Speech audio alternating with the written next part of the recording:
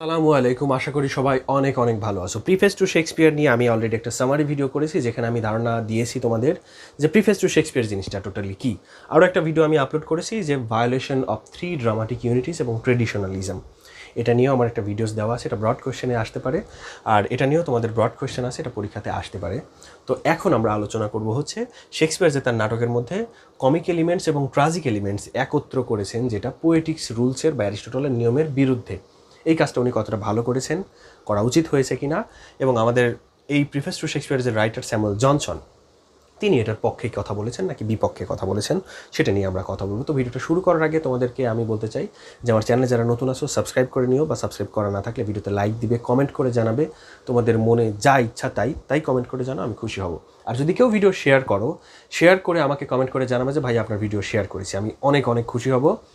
আমি দেখতে চাই যদি কেউ শেয়ার করো কিনা। তো দেখো, mixing comic and tragic elements, এই কথাটা আসলে কেন আসছে?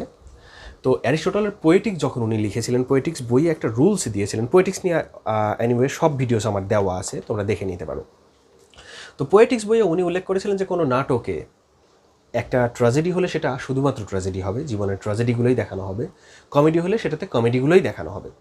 দুটোকে মিক্স করলে সেটা কখনো একটা কমপ্লিট বা ভালো নাটক হতে পারে না। কারণ মানুষের জীবনে ট্র্যাজেডি থাকলে সেটা ট্র্যাজেডি, মানে ট্র্যাজেডি নাকি সিরিয়াস টাইপ মানুষ পছন্দ করে, কমেডি পছন্দ করেছে আমাদের মতো সিলি বা যাদের জ্ঞান গরিমা কম তারা। এটা হচ্ছে অ্যারিস্টটলের কথা। উনি নিজেও কমেডি খুব একটা পছন্দ করতেন না, উনি কমেডি নিয়ে খুব একটা কথা বলেও নেই, উনি ট্র্যাজেডি নিয়েই বেশি কথা বলেছেন। কিন্তু আমাদের শেক্সপিয়ারের অনেক ড্রামা আছে যেগুলো ট্রাজি কমেডি বলা হয়, অর্থাৎ একটা ড্রামাটার মধ্যে ট্র্যাজেডি এবং কমেডি দুটোই আছে। তো এটা একটা অবজেকশন ছিল শেক্সপিয়ারের নামে যে উনি পোয়েটিক্সের এই রুলসগুলো ফলো করেনি। কিন্তু আমাদের স্যামুয়েল জনসন বলছে যে এই যে রুলসগুলো যে ফলো করেনি, এটা ভালো করছে, কারণ এটা ফলো করার কোনো প্রয়োজন নেই। এর যুক্তি হিসেবে উনি বলেছেন যে মানুষের জীবন, human mind or human life is a pile of evil things and obviously rewarding বা গুড থিংস। ভালো জিনিস বা খারাপ জিনিস, ভালো খারাপ সব কিছু মিলে মানুষের জীবন হচ্ছে একটা স্তূপ বা জিনিস। যাই হোক, মানুষের জীবনে সবই আছে। তারপর আবার কি আছে? Human life always have ups and down. সবসময় এটার ভালো দিক আছে, খারাপ দিক আছে। Human life is A mixture of comedy and tragedy. মানুষের জীবনটাই হচ্ছে কমেডি এবং ট্র্যাজেডি নিয়ে। একজন মানুষের জীবনে খুব দুঃখ আছে, শুধু দুঃখই আছে, আবার হাসি আছে, শুধু হাসি আছে, এরকম বাস্তবে কারোর জীবন হয় না।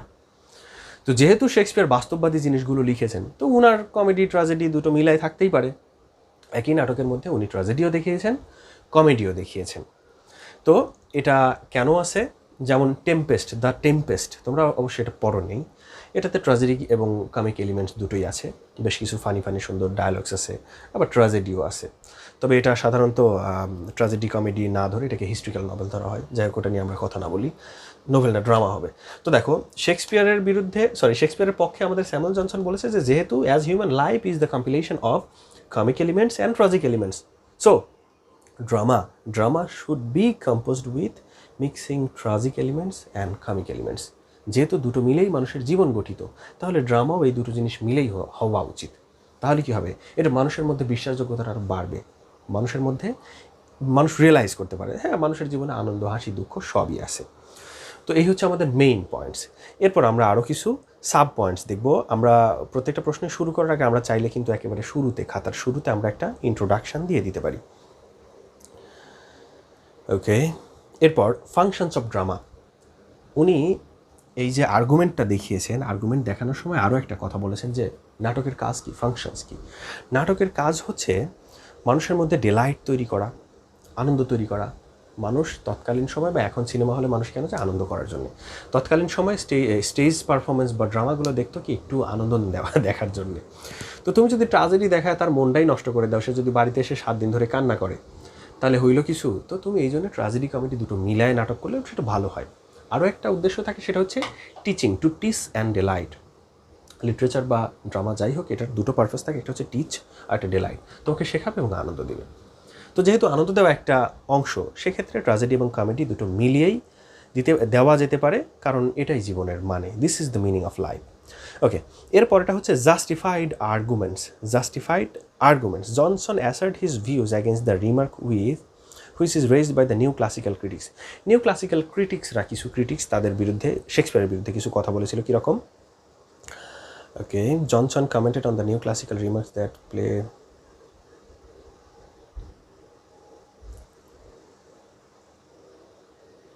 আচ্ছা, একই কথা এখানে বারবার লিখছে যে তোমার একটা নাটকের মধ্যে ট্র্যাজেডি থাকবে তো শুধু ট্র্যাজেডি থাকবে, বা কমেডি থাকবে শুধু কমেডি থাকবে, এটা বেসলেস একটা দাবি।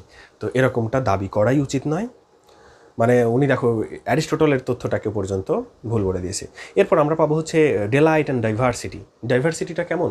ডেলাইট বলতে আনন্দ, ডাইভার্সিটিটা বলতে বোঝা হচ্ছে একটা নাটকটা আসলে কেমন হওয়া উচিত। এই দুঃখের জিনিস দেখাবে, দুঃখের ঘটনা দেখাবে, আবার একটু আনন্দের ঘটনা দেখাবে, আবার দুঃখের ঘটনা দেখাবে। মানুষের জীবনে যেমন উত্থান পতন থাকে, ড্রামাতেও দর্শকদের যেন স্টেজে ধরে রাখা যায়, এই জন্যে একবার ভালো জিনিস একবার খারাপ জিনিস সব কিছু দেখাবে। কাঁদতে কাঁদতে যেন একেবারে স্টেজ ভাষায় না ফেলো, আবার হাসতে হাসতে এমনভাবে হাসাহাসি শুরু করে দিলে যে বাসায় গিয়ে মনে করো ওই নাটকের কথা আর মনেই থাকলো না। তোমার যদি মাথায় আঘাত না করে, ট্র্যাজেডি ছাড়া কিন্তু একটা যে কোনো জিনিসের মানে একটা নাটক তোমার যদি মাথায় 10 দিন স্থায়ী হতে চায়, সেই নাটকটাকে ট্র্যাজেডিই হতে হয়। কমেডি 10 দিন স্থায়ী সাধারণত, মানে ওটা নিয়ে মানুষ চিন্তা করে না। হ্যাঁ, স্থায়ী থাকে, ধামাল দেখেছিলাম সেই কতদিন আগে, এখনও মনে আছে। কিন্তু ট্র্যাজেডি টাইপের কিছু মুভি যে মানুষের মনে একেবারে দাগ কেটে দেয়। তো তৎকালীন সময়কার রাইটাররা চাইতো যে হ্যাঁ, মনে দাগও কাটবে, আবার এটা নিয়ে যেন দুঃখিতও না থাকে, আনন্দও থাকবে। তো এই জন্য বলছে যে ডাইভার্সিটিটা থাকবে। ডাইভার্সিটি কি? পরিবর্তন। ভালো থাকবে, হাসি থাকবে, আবার কান্না থাকবে, দুঃখ থাকবে। এরপর হচ্ছে rules and realities. Rules and রিয়ালিটিসের কথা বলতে গেলে আসে হচ্ছে Johnson clearly declares that Shakespeare has violated the law of criticism. ক্রিটিসিজমের ল উনি ভায়োলেট করেছেন, জনসনও এটা স্বীকার করেছেন। But Johnson defends Shakespeare by saying such rules of criticism can not be the final universal law of criticism. উনি বলছে যে হ্যাঁ, ক্রিটিসিজমের যে রুলস আছে সেটা শেক্সপিয়ার ভায়োলেট করছে, কিন্তু এই ধরনের রুলস থাকারই কোনো প্রয়োজন ছিল না। শেক্সপিয়ার ভায়োলেট করছে, এটা ভালো করছে।